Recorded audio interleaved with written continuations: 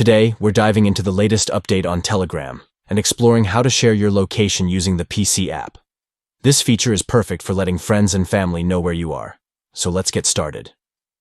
First, open the Telegram app on your PC. If you haven't updated it yet, make sure to do so to access the latest features. Once you're in the app, locate and open the chat where you want to share your location. Whether it's a one-on-one conversation or within a group chat, this feature works seamlessly in both. Now let's move on to the next step. Hover over the attachment icon, which looks like a paperclip on the bottom of the chat window. A menu will appear with various options for sharing. From this menu, choose Location. This will bring up a map interface where you can select a precise location to share.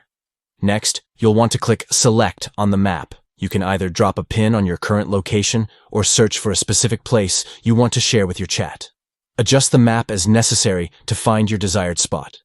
Finally, after selecting the location, click on Send this location. This will instantly share your chosen location with your friend or group, allowing them to see where you are in real time. And that's it. Sharing your location on Telegram using the PC app is quick and easy, making it a handy tool for stay connected with friends and loved ones. Don't forget to explore more features that Telegram offers to enhance your messaging experience.